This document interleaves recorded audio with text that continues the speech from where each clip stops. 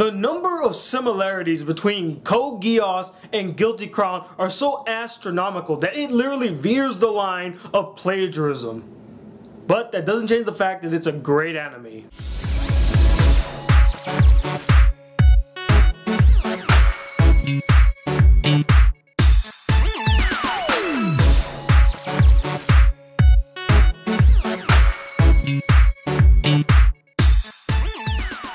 Hey guys, the Black Critic Guy here to give you another anime review. This time you guys got to vote and choose which anime that I should review this week, and the one that came up on top was Guilty Crown. So the story of Guilty Crown follows Oma Shu, a normal high school boy who really doesn't have a lot of friends. He says that he builds quasi-friendships, which are kind of like fake friendships, but you make it seem like they're real, like you really have a friendship there. So basically any friendship from high school, really. Who, after meeting a girl with pink hair who's part of a very famous J-pop group that he recognized by the name of Inoue, gets pulled into this resistance group bent on destroying this oppressive organization that has control over Japan and try to free Japan, basically. And while being caught up in the mix in one of their confrontation, he obtains a power that allows him to pull out these things inside people's hearts called voids to make these awesome weapons, and then later joins this resistance group in order to take down this oppressive organization like I mentioned before, and that is the story of Guilty Crown. Now, I was requested to review this anime by some of my subscribers, including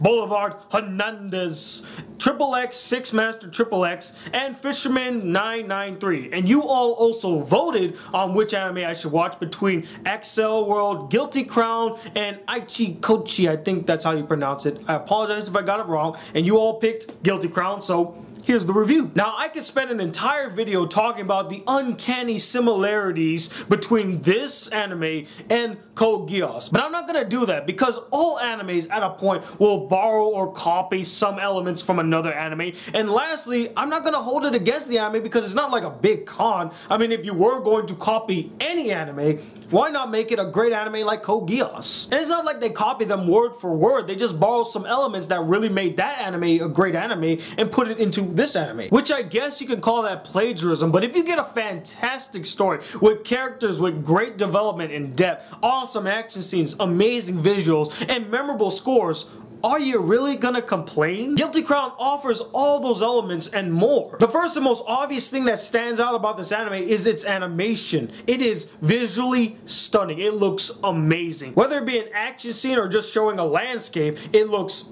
beautiful. The action scenes were pretty compelling and intense to watch. Now, I wasn't a big fan of the addition of mechs in this anime because I felt like they were kind of pointless, but I did enjoy the action scenes for what they were, and they were pretty kick-ass. Especially when Shu uses the voids. Awesome. And speaking of Shu, let's talk about the characters, starting off with Shu. I really like Shu. I love the development that he went through. His character goes through so many traumatic moments and he grows as a character. At first, he didn't want to be part of the Undertakers. He didn't want to have the powers that he possessed. He just wanted to be a normal kid. But as the series progressed, he starts to learn and understand that he has a responsibility to save the lives of many people. And he learns to carry the weight of that responsibility and become a strong leader. And that is some great character development. And also, at a point in the second half of the anime, Shu's character goes down a dark path that I really didn't like at first because it changed my perspective on the character.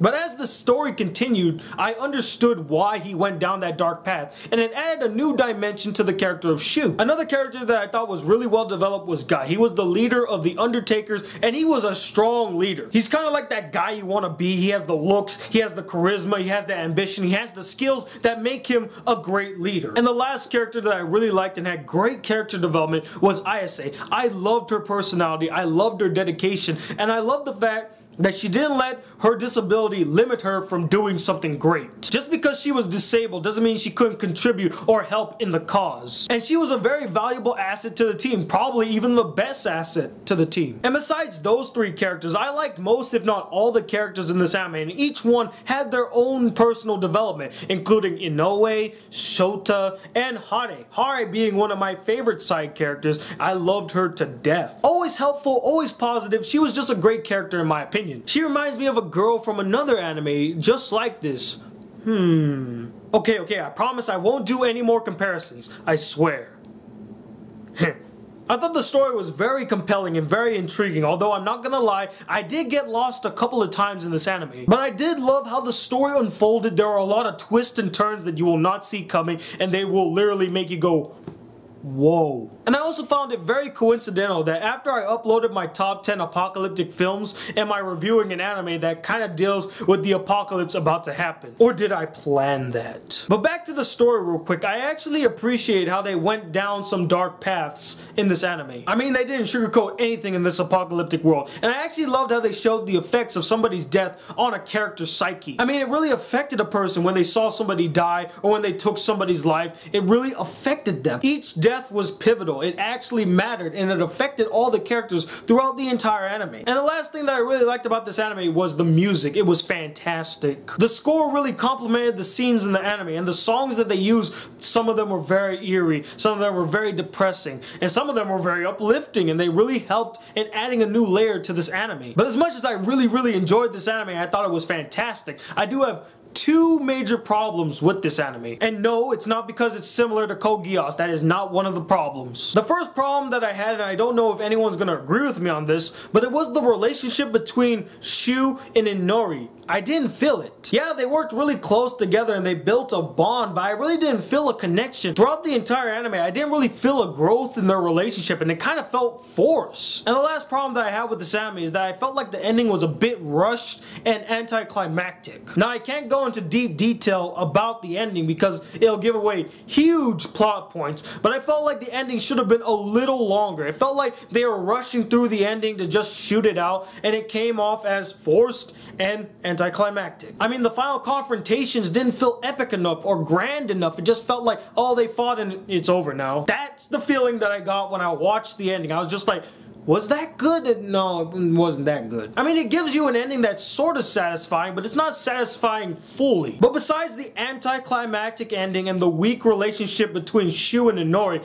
I absolutely enjoyed Guilty Crown. It has one of the most compelling stories I've seen all year, with some fantastic character development, character depth, awesome action scenes, great musical score, and vivid animation. And that's why I'm going to give this anime a 4.5 out of 5 stars. It's one hell of an anime, and I definitely recommend checking it out. But anyway, what did you guys think of this anime? Did you like it a lot, or did you hate it and felt like it was a blatant ripoff of Code Geass? And let me know who is the most well-developed character in anime in your opinion.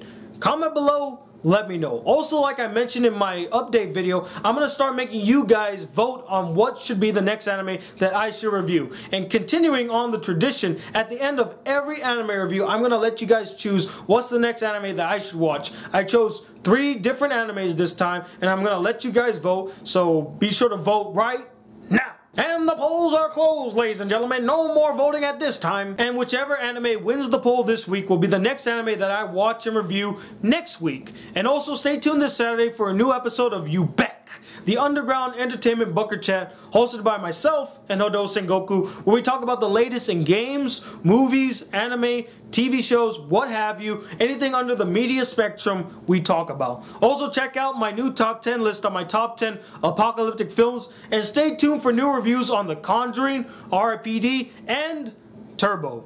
But until then, guys, hit that subscribe button. If you're new to my channel, welcome to the Black Critic Guy. Like this video if you really enjoyed it, and I'm Tony Wilder II from the Black Critic Guy. Till then, peace, YouTube.